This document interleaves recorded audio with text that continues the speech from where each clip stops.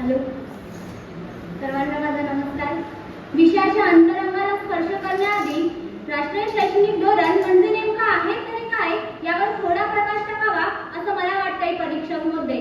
कारण मी खात्रीने सांगू शकते इथं बसलेल्यांपैकी 50% लोकांना हे धोरण म्हणजे काय हेच माहित नाही. एक वास्तुवाचन मंत्र आहे की अनु भद्राश्च कथेवंतु विश्व अब्धाश्च अपिता यादव्य. याचा अर्थ असा की विश्वांच्या अवदिशांचे म्हणजे चारी दिशांचे चांगले गुण आमच्यापर्यंत येवोत आणि त्या विश्वांच्या अवदिशांचे चांगले गुण घेऊन येण्याच्या माध्यमातलं एक माध्यम म्हणजे शिक्षण.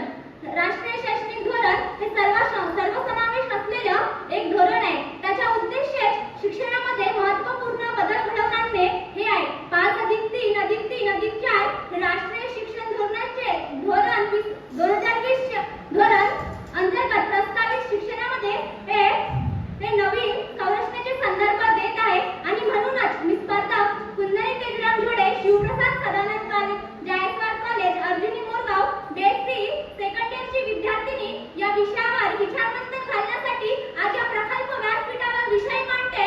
राष्ट्रीय शैक्षणिक धोरण 2020. विषय मांडत असताना विषयासंदर्भात असलेली सकारात्मक बाजू, विषयासंदर्भात असलेली नकारात्मक बाजू आणि त्यावर करायला लागणाऱ्या उपाययोजना अशा तिन्ही टप्प्यामध्ये विषयाची मांडणी करणे महत्त्वाचे आहे असं मला वाटतंय परीक्षक महोदय. शिक्षणाच्या माध्यमातून एखाद्याला नोकरी मिळावी, गरीबाला 2 वेळची भाकरी मिळावी, आपल्या सुपुत्रांनी एखादं गायक तयार व्हावं, आपल्या विचाराच्या क्रांतीने एखादं नायक तयार व्हावं, कुणी कवी, कुणी लेखक, कुणी वक्ता तयार व्हावं आणि अशा नवीन रूपांच्या यशातून हा माझा भारत देश महासत्ता बनावं असे अनेक स्वप्न उरासे घेऊन आज या धोरणाचं निर्माण केलेलं आहे. समग्र बहुहितवादी आणि विद्यार्थ्यांच्या सर्वांगीण गुणाच्या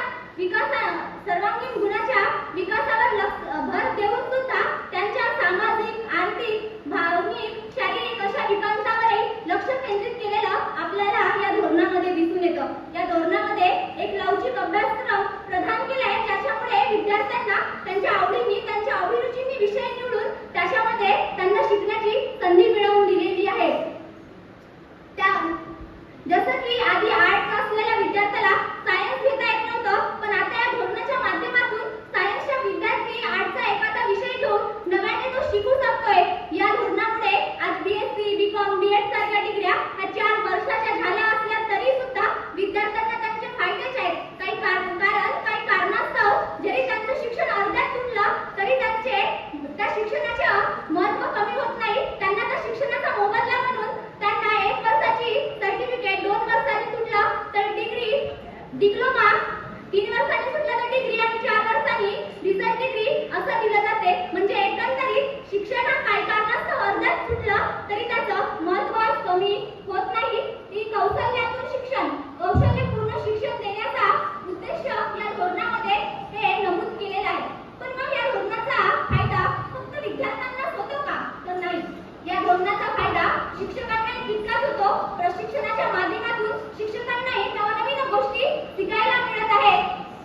हे या धोरणामुळे शक्य झाले आणि या धोरणातील सगळ्यात महत्त्वाचा मुद्दा म्हणजे तंत्रज्ञान. या धोरणाने तंत्रज्ञानावर इतकं भर दिलाय, तंत्रज्ञानाशी इतकं नाळ जोडलंय का आज मी माझ्या महाविद्यालयामध्ये शिकत असताना सुद्धा जर का मला एखादा विषय तुमच्या महाविद्यालयामध्ये करायचा असला तरी ते अगदी सहजपणे करू शकते आणि ते शक्य झाले या धोरणाने, या तंत्रज्ञानाशी जोडलेल्या नाडीमुळे.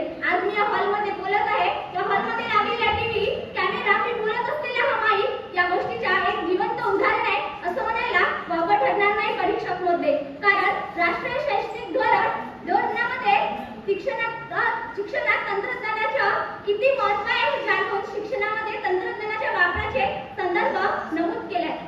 पण जसे नाण्याला 2 बाजू असतात, अगदीच विषय कोणताही असो त्याला सुद्धा 2 बाजू असतात, एक खरा आणि दुसरी खोटी. अगदी त्याचप्रमाणे या धोरणामध्ये अनेक फायदे जरी असले तरी या धोरणामध्ये अनेक आव्हानांना आजच्या विद्यार्थ्यांना सामोरे जावं लागत आहे. जसं 2020 मध्ये हे राष्ट्रीय शैक्षणिक धोरण लागू केलं.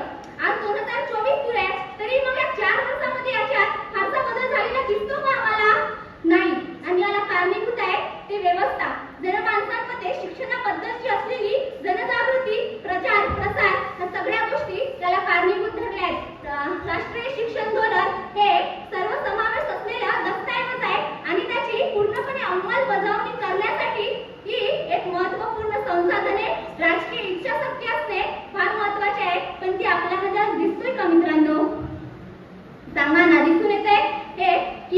5वी पर्यंतच्या विद्यार्थ्यांना मराठी किंवा त्याच्या प्रांतभाषेत असलेल्या भाषेमध्ये शिक्षण देणं सुरू आहे.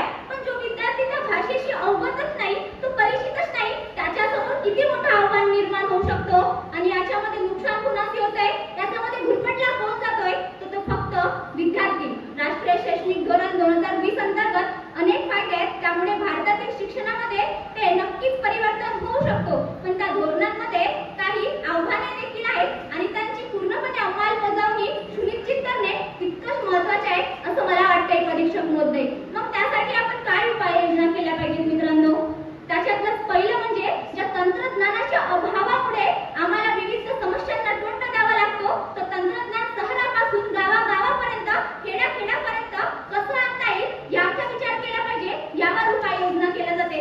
आमच्या जनमानसांमध्ये शिक्षणाबद्दलची जनजागृती विविध पद्धतीने त्या जनजागृती केली पाहिजे, प्रसार केला पाहिजे, प्रचार केला पाहिजे.